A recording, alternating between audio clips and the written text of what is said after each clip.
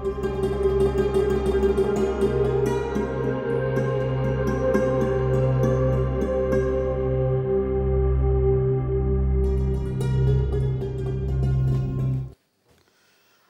আলাইকুম ওরহমতুল্লাহি ওবরাকাতু।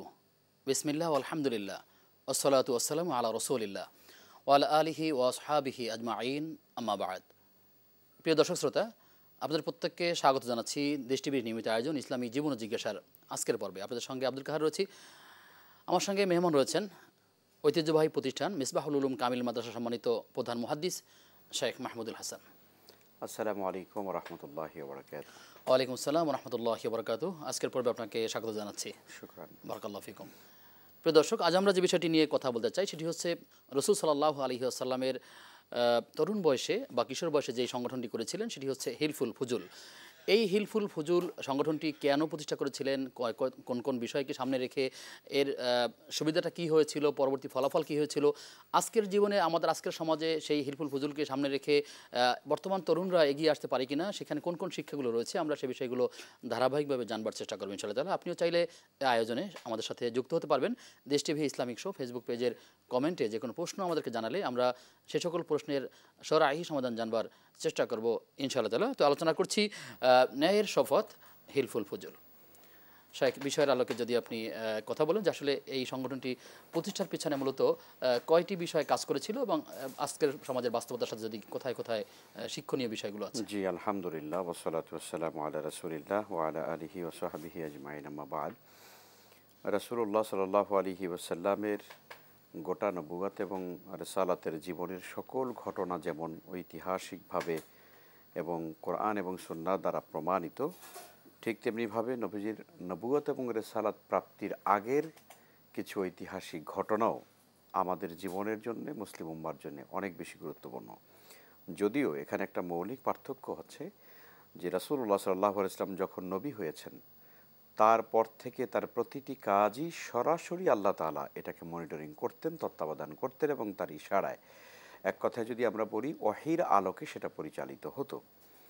কিন্তু নবী হওয়ার আগে যেটি করেছেন সেটিও কল্যাণ থেকে বাহিরে নয়, মানব কল্যাণ, মানুষের কল্যাণে নিবেদিত নয় এমনটা নয়, বরং সবগুলোই ছিল মানুষের কল্যাণের জন্যে। কিন্তু সেটা নবীজি সাল্লাল্লাহু আলাইহি ওয়াসাল্লাম আসলে যিনি নবী হবেন তার নবুয়তের আগের জীবনটাও কিন্তু আল্লাহ তাআলা সেভাবেই নিয়ন্ত্রণ করেছেন। ফলে নবীজি ইসলামের প্রতিটি কাজই আমাদের জন্য খুব গুরুত্বপূর্ণ। এখন আসেন, আপনি যে হিলফুল ফজুলের কথা বলেছেন, এটি রাসূলুল্লাহ সাল্লাল্লাহু আলাইহি ওয়াসাল্লামের নবুয়তের আগের মাক্কি জীবন, অর্থাৎ মক্কায় যখন তিনি ছিলেন, তার জন্মের পর থেকে যখন তার তরুণ বয়স, আমরা এই বয়সটাকে ধরতে পারি 20-এর নিচ থেকে 14-15-এর উপরের এই বয়সটা হচ্ছে মূলত তারুণ্য বা তরুণ বয়স। এই বয়সে রাসূল সাল্লাল্লাহু আলাইহি ওয়াসাল্লাম তিনি এবং মক্কার আরও কিছু যুবকেরা তারা সকলে সম্মিলিতভাবে একটা প্ল্যান, একটা ভিশন তারা গ্রহণ করেছিলেন। উদ্দেশ্য ছিল মক্কার মানুষের মধ্যে যে জাহিলিয়াত লক্ষ্য করা যাচ্ছিল, মানুষের মধ্যে যে অনাচার, পাপাচার এবং জুলুম নির্যাতন, এক কথায় আমরা যদি বলি যে মানুষ চরমভাবে নিগৃহীত হচ্ছিল, চরমভাবে তার অন্ধকারাচ্ছন্নতার দিকে চলে যাচ্ছিল। মনুষ্যত্ববোধ, মানবিকতা, মানবিক মূল্যবোধ বলে যে সমাজে কিছুই ছিল না, জোর যার মূল্যক তার, এমন একটা অবস্থা ছিল মক্কায়।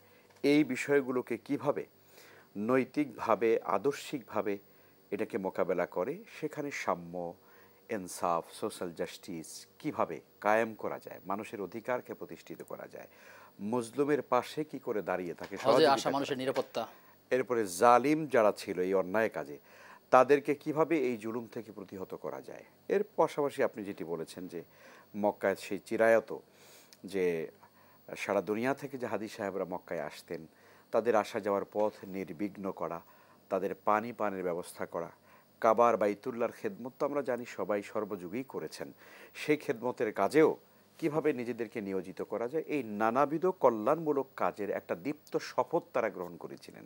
এই জন্য হেল্প শব্দটা হালাফ থেকে এসেছে, অর্থাৎ মানে শপথ গ্রহণ করা। আর ফজুল মানে হচ্ছে অর্থাৎ যারা এই কাজের নেতৃত্ব দিয়েছিল, ইতিহাস বলছে যে তাদের প্রত্যেকের নামের সঙ্গে ফজুল বা ফদল এই শব্দটা ছিল বলে ঐতিহাসিকভাবে তারা বলেছেন। ফলে এই ফজল নামের এই যুবক বা তরুণদের এ সকল কাজের সঙ্গে রাসূল সাল্লাল্লাহু আলাইহি ওয়াসাল্লাম তিনি নিজেও এর সাথে সম্পৃক্ত হয়েছিলেন। এই কাজটাকেই মূলত হিলফুল ফুজুল নামে ইতিহাস। এক্ষেত্রে আমাদের অনেক অভিভাবক তার সন্তানদেরকে বলে থাকেন যে খবরদার ছাত্র জীবনে কোনো দল করা যাবে না, কোনো সংগঠনের সাথে জড়িত হওয়া যাবে না। অথচ আমি দেখি রাসূল সাল্লাল্লাহু আলাইহি ওয়াসাল্লামের জীবনে তিনি তরুণ বয়সে বা যে সংগঠনটি করেছেন সেটি তো মানুষের নিপীড়িত মানুষের বা যারা মাজলুম তাদের পক্ষে দাঁড়িয়ে কথা বলার জন্য। তো এরকম কোনো সংগঠনের সাথে যুক্ত হয়ে কাজ করার ক্ষেত্রে আমরা যে দৃষ্টান্ত দেখতে পাই, তো পিতা হিসাবে আপনি আপনার সন্তানের প্রতি কিংবা শিক্ষক হিসাবে ছাত্রদের প্রতি এরকম সংগঠনের মডেল হিসাবে দাঁড় করানো যায় কিনা, এরকম চিন্তা চেতনা ছড়িয়ে দেওয়া যায় কিনা, সে লক্ষ্যে কি বলবেন? খুব সুন্দর বলেছেন আপনি। আসলে মানুষ হঠাৎ করেই পৃথিবীতে জন্মগ্রহণ করে, অথবা 40 বয়স হয়ে গেলে অথবা 35 হয়ে যাওয়ার পরই একটা মানুষের ভিতরে খুব কল্যাণমূলক কাজের নেতৃত্ব যোগ্যতা তৈরি হয়ে যায়, এটা বলা যাবে না, কখনো হয় না এটা। যে কোনো ভালো কাজের প্র্যাকটিস মানুষকে যোগ্যতার মানে মানদণ্ডে তাকে পৌঁছায়।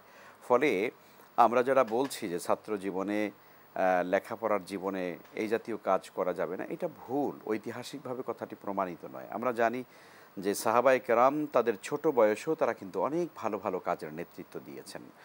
এখন আপনি এখানে একটু কথা আছে, কথাটা হলো যে আমাদের এই যুগে আসলে তরুণরা যেভাবে করে লেখাপড়া বাদ দিয়ে তার নিজের জীবনকে গঠন করা, তার জ্ঞান অর্জন করা, এগুলোকে বাদ দিয়ে আবার একচেটিয়াভাবে যারা আবার এটাকে রাজনীতি বা পলিটিক্সকে যারা হাতিয়ার হিসেবে গ্রহণ করে নিজের প্রতিষ্ঠিত হওয়ার ক্ষেত্রে, এটাতে আসলে ইতিহাস বা বাস্তবতার আলোকে আমরা এটাকে বৈধতা দিতে পারি না।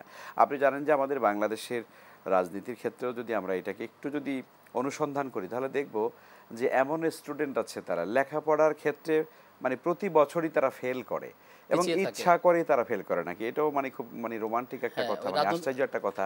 তারা পরীক্ষা হয়তো অংশগ্রহণ করলো না বা পরীক্ষায় পাশ করার চেষ্টাই করছে না, ফলে কি হবে, তারা আরও সময় লিঙ্গার করতে পারবে, লম্বা সময় ধরে তারা বিশ্ববিদ্যালয়ে থাকতে পারবে, হলে থাকতে পারবে, আর এর মধ্য দিয়ে তাদের একটা রাজনৈতিক আধিপত্য তারা প্রতিষ্ঠা করার চেষ্টা করে থাকে, যাতে করে এই বিশ্ববিদ্যালয়কে নিয়ন্ত্রণ করা যায় এবং এই নিয়ন্ত্রণের মধ্য দিয়ে তাদের মূলত আখের গুছাতেই তারা ব্যস্ত হয়।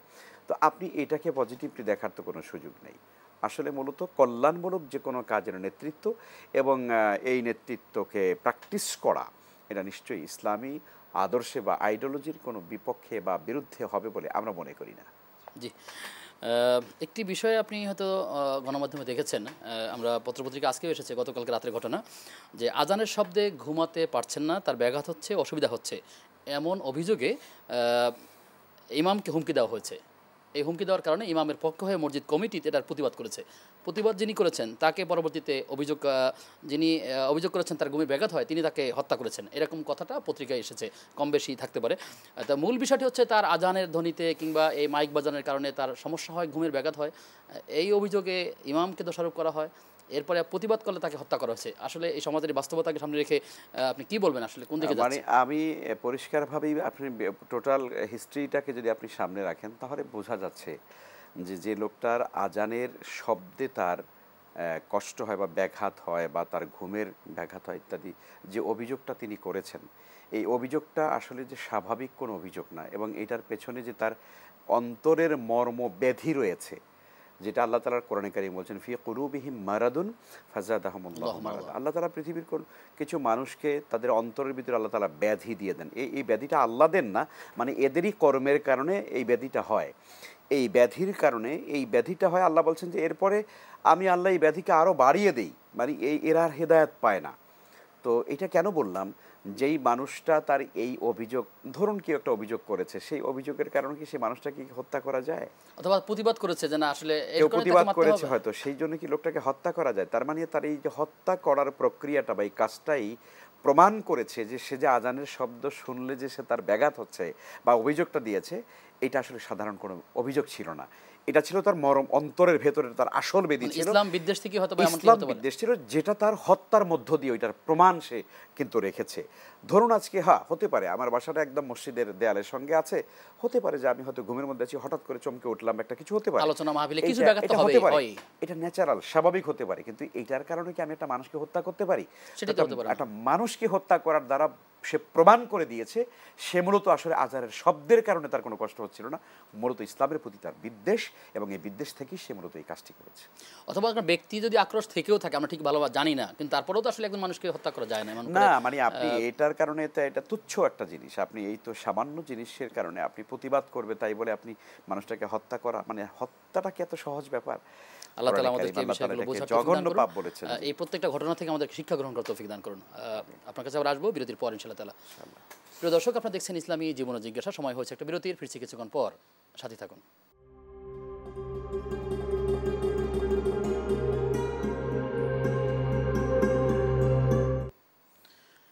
বিরতির পরে সবাইকে আবারও আমন্ত্রণ জানাচ্ছি দেশ টিভির নিয়মিত আয়োজন ইসলামী জীবন ও জিজ্ঞাসার আজকের পর্বে। আপনাদের সঙ্গে আব্দুল কাহার রয়েছি, আমার সঙ্গে মেহমান রয়েছেন শায়েখ মুহাদ্দিস মাহমুদুল হাসান। মোহতরম আমাদের কাছে প্রশ্ন করেছেন নওগাঁ থেকে নুরুল ইসলাম নিয়ামতপুর। তিনি জানতে চাইছেন যে কারো জন্য যখন আমরা মাগফিরাত কামনা করি তখন তো আমরা বলে থাকি অনেকে যে তার রুহের মাগফিরাত কামনা করছি। আসলে এখানে কি তার ব্যক্তির মাগফিরাত নাকি তার রুহের মাগফিরাত? আসলে সরাসরি না বলে আমরা কেন রুহের মাগফিরাত বলছি, এর রহস্যটা কি আসলে? খুব সুন্দর প্রশ্ন। আমরা এটা একটা গলদ মশহুর, মানে প্রচলিত, অনেক বহুল প্রচলিত একটা ভুল আর কি। ভুলটা খুব বড় ধরনের না, তবে বলার ক্ষেত্রে আমরা আসলে ব্যক্তির মাগফিরাতই কামনা করা উচিত। কারণ আমরা একটা মানুষ শুধু কি রুহু ধরে হয়? শুধু কি রুহু কেন্দ্রিক তো না, রুহ এবং জাসাদ এই দুটো জিনিসের সমন্বয় একজন মানুষ। আমরা জানি যে রুহুটা অবিনশ্বর, এটা মানে থেকে যাবে, আর আমাদের দেহটা হয়তো ধ্বংস হয়ে যাবে, শেষ হয়ে যাবে, এটা মাটির সঙ্গে মিলে একাকার হয়ে যাবে। কিন্তু কাল কিয়ামতের দিন আল্লাহ সুবহানাহু ওয়া তাআলা আবারও তিনি রুহুটাকে এবং দেহটাকে আবার সমন্বয় করেই কিন্তু বান্দাকে হাজির করবেন। ফলে একজন মানুষের মুক্তি বা তার মাগফিরাত বা আল্লাহর কাছ থেকে সে ক্ষমা পেয়ে যে জান্নাতে যাবে, সে রুহ এবং জাসাদ শরীর উভয়টা নিয়েই যাবে। ফলে আমরা যখন ব্যক্তির মাগফিরাতই কামনা করা উচিত। ব্যক্তির মাগফিরাতই কামনা করা উচিত। জি, শুকরিয়া আপনাকে। আমাদের সমাজে অনেক প্রতিবেশী যারা অন্য ধর্মের হয়ে থাকেন কিংবা হিন্দু কিংবা যে কোনো ধর্মের মানুষের সাথে সামাজিকভাবে তার যোগাযোগ বন্ধনটাও থাকে। তো এক্ষেত্রে প্রশ্ন হচ্ছে যে কোনো মুসলিম যদি মারা যায় তার দাফন কাফনে কোনো হিন্দু তার পাশে থাকতে দেখতে পারে কিনা বা যেতে পারে কিনা বা অংশ নিতে পারে কিনা কোনো দিক থেকে তার প্রতিবেশী হিসাবে, আসলে সেই সুযোগটি আছে কিনা? অনেক ধন্যবাদ। খুবই স্বাভাবিক। আমরা এভাবে একটা নিউজ বোধহয় দেখেছিও সোশ্যাল মিডিয়ার কল্যাণে, যে একজন মুসলিম বন্ধু মারা গেছে, তো একজন হিন্দু বন্ধু তিনি ঠিক জানাজার পেছনে বসে বসে বা দাঁড়িয়ে দাঁড়িয়ে কাঁদছেন। ইসলামী শরীয়ত নিষেধ করে না বিষয়টাকে, কারণ এটা আসলে আমাদের ভেতরে যে মনুষ্যত্ব বোধ রয়েছে, মানবিক মূল্যবোধ যে আছে। এবং একটা বিষয় খেয়াল রাখবেন, অনেক সময় মানবিক এই মূল্যবোধ যে শুধুমাত্র মুসলমানদের লালন করে ব্যাপারটা এরকম না। পৃথিবীর অন্য যে কোনো ধর্মের মানুষই কিন্তু এই মূল্যবোধে সে উজ্জীবিত হতে পারে। আবার আমি মুসলিম, আমি আল্লাহকে বিশ্বাস করি, আমার ভিতরে হয়তো ঈমান আছে, বাট আমার ভিতরে মূল্যবোধ কাজ করে না, এরকম বহু মুসলিম আমরা আছি। সেই জন্য মানুষকে মানুষের মনুষ্যত্বের জায়গা থেকে মূল্যায়ন করা উচিত। তো কোনো মুসলিমদের জানা যায় বা তার বিদায় অনুষ্ঠানে, বিদায় দোয়ার অনুষ্ঠানে আশেপাশে যদি অন্য ধর্মের কোনো মানুষ থাকে, একটু অবলোকন করে তিনি একটু অনুভব করার চেষ্টা করেন যে হায় আমার বন্ধু চলে যাচ্ছে, ইসলামী শরিয়াতে এই বিষয়টাকে কোনোভাবে নিষেধ করে অথবা কোনো এক সময় পরিবর্তন হয়ে আসতে পারে এই বিষয়গুলো। নিশ্চয়ই এটাও একটা উপলক্ষ। জি জি, শুকরিয়া আপনাকে। আরেকটি প্রশ্ন হচ্ছে যে আমরা যখন সালাতে দাঁড়াই, আমাদের অনেক ভাইরা যখন সালাত আদায় করেন, দেখা যায় যে সালাত জামার হাতা, সেটা শার্ট কিংবা পাঞ্জাবি হোক, অনেক সময় গুটানো থাকে, উজু করে দ্রুত চলে আসেন, সে সালাতে দাঁড়িয়ে যান। তো এই যে হাতা গুটানো থাকে, এভাবে থাকা অবস্থায় নামাজে তিনি কি হাতা ছেড়ে টেনে ঠিক করে নেবেন নাকি আসলে এভাবেই সালাত আদায় করবেন? ঠিক কী করা উচিত? অনেক ধন্যবাদ। এমনি স্বাভাবিকভাবে কথা হচ্ছে যে মানে হাতা যদি থাকে তাহলে এটা স্বাভাবিক ছেড়ে দিয়ে এটা দেওয়াটাই হলো আদব এমনি। কিন্তু সালাতের কোনো মানে অপূর্ণতা বা অপূর্ণাঙ্গতার ক্ষেত্রে এটি কোনো কারণ নয় যে আমার হাতা যদি আমি গুটিয়ে এভাবে যদি আমি দাঁড়াই তাহলে আমার নামাজের কোনো কমতি হচ্ছে বা শুদ্ধ হচ্ছে না, ব্যাপারটা এরকম না। তবে স্বাভাবিক সালাতের আদব হলো, যেমন আমরা একজন উস্তাদের সামনে, একজন শিক্ষকের সামনে যদি বলি, আমরা কি হাতা এরকম করে খুব ভাবসাব নিয়ে বসি? তা তো বসি না, তাই না? স্বাভাবিকভাবে উস্তাদের সামনে যখন যাই খুব বিনয়ের সাথে একদম স্বাভাবিক হয়ে হাত দুইটা এরকম করে কাচুমুচু করে আমরা দাঁড়াই। তার এভাবেই আসলে একজন মানুষ যখন সালাতে যখন দাঁড়াবে তখন তিনি তার পোশাক আশাকের মাধ্যমে সর্বোচ্চ বিনয়টা তিনি প্রকাশ করার চেষ্টা করবেন। কিন্তু আপনি যেটা বলেছেন, কখনো কখনো আমরা অজু করে খুব দ্রুত হয়তো এখন রুকু হয়ে যাবে, এক রাকাত চলে যাচ্ছে, খুব দ্রুত আমরা গিয়ে দাঁড়িয়ে যাই, কোনো অসুবিধা নেই। স্বাভাবিকভাবে যদি কেউ সালাতের মধ্যে তারপরে যদি একটু টান দিয়ে বিষয়টাকে যদি একটু করে নেন, এটা তো নামাজের কোনো ক্ষতি হবে না। জি। প্রশ্ন রয়েছে যে বিবাহের দেনমোহরের ক্ষেত্রে অনেকে উচ্চ মূল্যের একটা দেনমোহর করে থাকেন, যেটি আসলে তার এই পুরুষটির জন্য কিংবা সেই বরের জন্য অনেক সময় কষ্টকর হয়। নারী পক্ষে মানে মেয়ে পক্ষের চিন্তা থাকে যে কখনো যদি এই বিয়েটা বন্ধন ছেড়ে যায় আমার মেয়ে যেন এস্টাবলিশ হতে পারে, জন্য তার মোটা অঙ্কের টাকা তার থেকে দেনমোহর আদায় করা হবে, এরকম একটা টাকা ধরা হয়। তো প্রশ্ন হচ্ছে যে এই সামর্থ্যের বাইরে গিয়ে যদি এরকম ধরা হয়ে থাকে সেক্ষেত্রে আসলে এই পুরুষ লোকটার করণীয়টা কি? তিনি হয়তো পরিস্থিতির শিকার অথবা মেনে নিয়েছেন। অনেক ধন্যবাদ। আমাদের এক্ষেত্রে আসলে বলবো যে নিয়ত গুণে বরকত, একটা কথা আছে না, জি জি, মানে যে মানুষ বিয়ের আগে এই ধরনের নিয়ত করে ফেলে যে যদি কখনো তালাক হয়ে যায় তাহলে মোটা অঙ্কের টাকা যেন আদায় করা যায়, এই জন্য ছেলেটাকে বাধ্য করা, এই জাতীয় বিয়েগুলোতে আল্লাহ বরকত দেন না, খুব বেশি বরকত হয় না। 15 লাখ 20 লাখ 10 লাখ এরকম টাকা ছেলের উপর চাপিয়ে দেওয়া হলো, এটা ঠিক না। আর এখানে খেয়াল রাখতে হয় আসলে মূলত এই যে মাহারটা, এটা আসলে মূলত নারীর হক, কিন্তু দিবেন কে? ছেলে দিবেন, স্বামী দিবেন। আর আল্লাহ সুবহানাহু ওয়া তাআলা এক্ষেত্রে বলেছেন ওয়াতুন নিসা সাদুকাতিহিন্না নিহলা, তোমরা মানে খুশি মনে, আনন্দ চিত্তে, প্রফুল্ল চিত্তে তোমরা স্ত্রীকে তার অধিকার বা তার এই মাহারটা পরিশোধ সামর্থ্যের অনুযায়ী, এবং এটা অবশ্যই সামর্থ্যে। এই জন্যই তো আমরা জানি যে বিয়ের ক্ষেত্রে কুফু আছে। কুফুটা কি? সমতা। তার মানে হচ্ছে ছেলে এবং মেয়ের উভয়ের পক্ষ থেকেই আসলে আর্থিক অবস্থাটা কেমন, এটা সমান সমান যতটা সম্ভব, একটু একটু 18-20 অসুবিধা নেই, কিন্তু ধরুন একেবারে 8-20 হয়ে গেল, এখানে কিন্তু সমস্যা হয়। তো এই জন্য কখনো বিয়ের ক্ষেত্রে উচ্চ মূল্যের এরকম মাহারানা জোর করে ধরা উচিত না। আর এইটা অনেক ছেলেরা আছে, আবার আপনি তো মেয়ের পক্ষটা বললেন যে তারা এরকম চাপিয়ে দেয়, আপনি বিপরীতটাও দেখেন আবার, সেটা হলো যে অনেক সময় ছেলেরা আছে নিজেকে একটু মানে পরিচিত করার জন্য সে মনে করেন বড় অঙ্কের টাকা, ঠিক আছে ঠিক আছে 20 লাখ মহারণা বলে দেন, 20 লাখ, কিন্তু তিনি এখানে 2 লাখ টাকাও নগদ মেয়ের হাতে এটা দিলেন না, সারা জীবনই হয়তো এবং সারা জীবনই হয়তো তার মহরটা বাকি থেকে গেল। তাহলে এই 20 লাখ টাকা মহর ধরার এটা তো তামাশা, ইসলামের সাথে তামাশা, একজন নারীকে অবমূল্যায়ন করা হয়। আল্লাহ সুবহানাহু ওয়া তাআলা একজন নারীকে শরীয়ী দৃষ্টিকোণ থেকে শরিয়ার মাধ্যমে তাকে কি দিচ্ছেন, এটা সেলিব্রেট করছেন আল্লাহ তাআলা, একটা মানে তার জন্য একটা সম্মাননা, এটা আল্লাহর পক্ষ থেকে। তো আপনি সেই সম্মাননা থেকে তাকে আজীবনের জন্য কেউ বঞ্চিত করে ফেলে, এমনও পুরুষ আমরা এই সমাজে রয়েছি যে জীবনে কোনো দিন আমরা স্ত্রীদের মানে মাহার দিতে হবে এটা মানে অনুভবই করি না, আমরা চিন্তাই করি না, মনে করছি বিয়ে করেছি, ওই খাওয়া দাওয়া হয়ে গেছে, কিছু কাপড় চাপড় দেওয়া হয়ে গেছে, কম দেওয়ার একটা মানসিকতা এমনও থাকে যে একদম কম দাম, মানে ন্যায্য মূল্য যেটা পাওয়ার কথা মেয়ে সেটাও দেওয়া হচ্ছে না। হ্যাঁ, এখানে আপনি সুন্দর একটা কথা বলেছেন, এবং ওখানে আসলে ওনার মানে মহরে ফাতিমির কথা খুব মনে পড়ে। তো মহরে ফাতিমি ভালো কথা, মহরে ফাতিমি আপনি দিবেন, কিন্তু মহরে ফাতিমি মানে কি 30,000 টাকা? এবং আমার কাছে বহু লোক এরকম প্রশ্ন করেছে, মহরে ফাতিমি তো 30-35-এর বেশি হয় না, তো আমি তো সুন্নত কায়েম করতে চাই, অথচ ওনার লাইফ স্টাইল লক্ষ লক্ষ টাকার মানে মানে জুতা, ঘড়ি, মোবাইল, আইফোন ইত্যাদি ব্যবহার করছেন, কিন্তু স্ত্রীকে মহর দেওয়ার ব্যাপারে উনি এই জায়গায় মহরে ফাতিমি নিয়ে আসছেন। খুবই ভালো, আমরা বলছি মহরে ফাতিমি সুন্নাহ, কিন্তু আপনাকে তো এই সমাজের বর্তমান পৃথিবীর আপনার মানে সামাজিক অবস্থা, আপনার অর্থনৈতিক অবস্থা, মানুষের বর্তমান যে সোশ্যাল যে মানুষের স্ট্যাটাস, এগুলোকে মাথায় রেখে একটা নারীকে সম্মাননা দিতে হয়। তো কাজেই আপনি মোহরে ফাতিমি দিবেন, এইটার উদ্দেশ্য যদি থাকে যে কত কম দেওয়া যায়, সেক্ষেত্রে ন্যায় বিচার করা উচিত, সেটাও কিন্তু আসলে সম্পূর্ণ করা উচিত। জি, সর্বশেষ প্রশ্ন, যে আমরা যে বিষয়ে কথা বলছিলাম, আপনি একটা দুইটা বইয়ের নাম বলবেন যেটা পড়ে মানুষেরা রাসূল সাল্লাল্লাহু আলাইহি ওয়াসাল্লামের সিরাত জানতে পারে, দুই একটি বইয়ের নাম যদি বলেন। এখানে রাসূল সাল্লাল্লাহু আলাইহি ওয়াসাল্লামের সিরাতের উপরে আপনি যদি একটু প্রাচীন ইতিহাসের দিক থেকে যান, যে প্রণিধানযোগ্য যদি সিরাতের গ্রন্থ, তাহলে সিরাতে ইবনে ইসহাক আছে, খুবই আল্লামা ইমাম ইবনে ইসহাক রাহমাতুল্লাহ আলাইহির লেখা সিরাতে ইবনে ইসহাক আপনি পাবেন ইসলামিক ফাউন্ডেশনে। সিরাতে ইবনে হিশাম আছে, এটাও ঠিক প্রাচীন যুগের আপনার সিরাতের মধ্যে। আপনি আধুনিক যুগের ওলামায়ে কেরামের খুব সংকলিত একটা সিরাতের গ্রন্থ আপনি পাবেন, সেটা হচ্ছে আপনার সিরাত বিশ্বকোষ। আর ছোটোর মধ্যে যদি পড়তে চান, আর রাহিকুল মাখতুম, এটা আল্লামা সফিউর রহমান মোবারকপুর রহমাতুল্লাহ আলাইহির লেখা অসাধারণ এক সিরাত গ্রন্থ, খুব সুন্দরভাবে এটা পড়লে রাসূলের জীবনীটা জানা যাবে। জি, বারাকাল্লাহু ফিকুম, আপনাকে ধন্যবাদ জানিয়ে আমরা বিদায় নিচ্ছি আপনার থেকে। প্রিয় দর্শক, আপনারা দেখছিলেন ইসলামী জীবন ও জিজ্ঞাসা, আলোচনা করছিলাম রাসূল সাল্লাল্লাহু আলাইহি ওয়াসাল্লামের জীবনের একটি অংশ হিলফুল ফুজুল সংগঠন নিয়ে। যেই কথাগুলো আলোচনা হলো, আল্লাহ তাআলা এখান থেকে শিক্ষা গ্রহণ করবার তৌফিক দান করুন। আজ এ পর্যন্তই, আগামী অনুষ্ঠান দেখবার আমন্ত্রণ জানিয়ে আজকের মতো বিদায় নিচ্ছি। আসসালামু আলাইকুম ওয়া রাহমাতুল্লাহি ওয়া বারাকাতুহু।